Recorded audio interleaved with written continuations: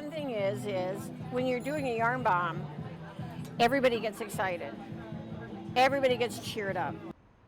The way I think about yarn bombing is that ultimately we're making a statement about public space and the meaning of public space.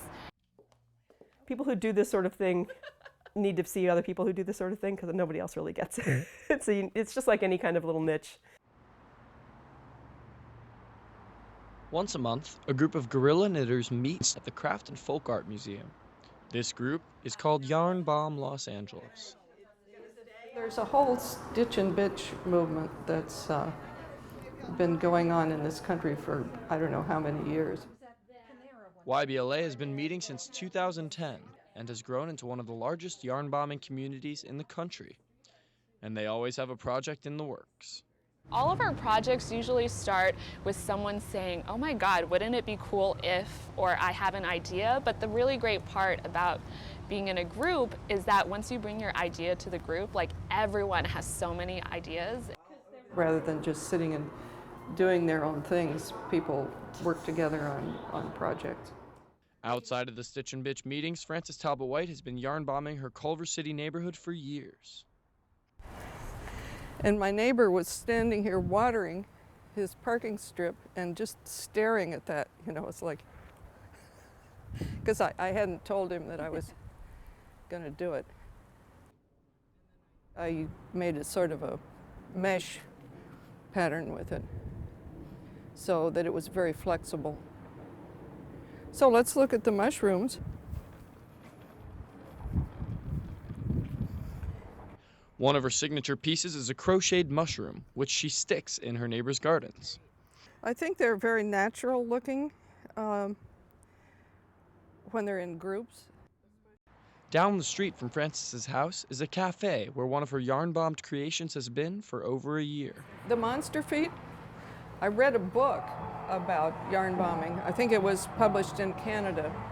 And monster feet are just sort of an iconic yarn bombing piece. They're fun to put on park benches or parking meters. Together along Local happenings where people can... Carol Zhu is both one of the youngest and most influential members of YBLA as the community organizer of each project. I guess being a super type A person, that just kind of fell onto me.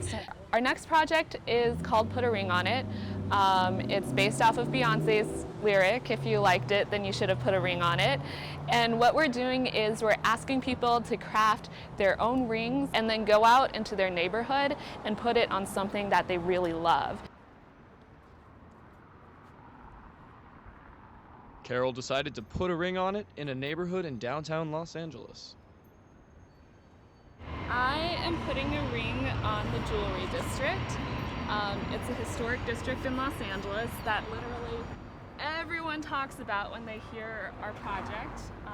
And right now you can't see because it's the early hours of the morning, but usually in broad daylight there's all these amazing alleys and small vendors that you can go to. And yeah, I just think downtown LA is a treasure, so. As a form of street art, yarn bombing is illegal. Often the yarn bomber's work is taken down within hours of installation. It's like their job to, uphold the law, and it's our job to break it.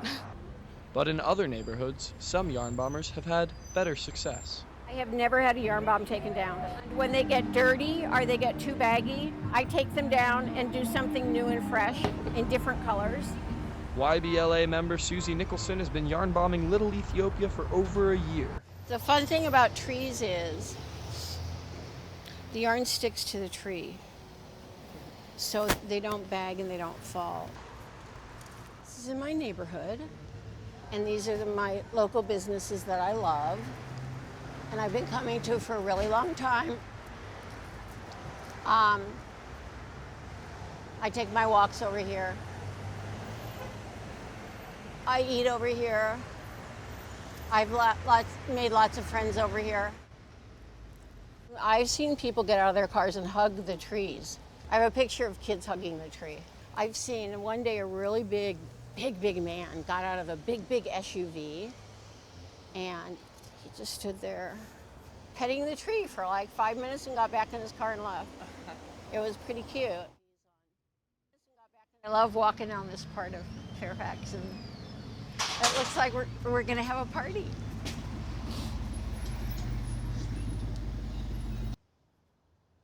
Like Penny's skirt, and we'll just put it together. One yarn bomber, Penny, frequently shows up to meetings clothed in yarn. At home, she has a whole collection of hand-knit costumes and clothing. So I basically yarn bomb myself every Halloween, and my kids if they let me. All right, let me go check this.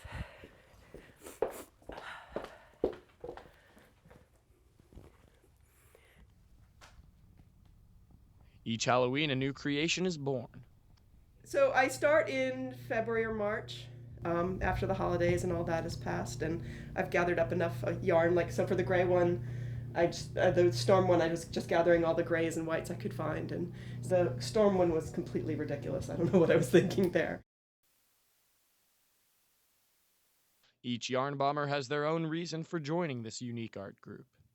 I like to think that we actually all contribute in very valuable ways. Most people are. It's fun to have such an intergenerational and multicultural and from all parts of LA, and people with really different backgrounds as far as, you know, what they've made in the past or what their experience level is. And it's like you're like walking around making people feel good.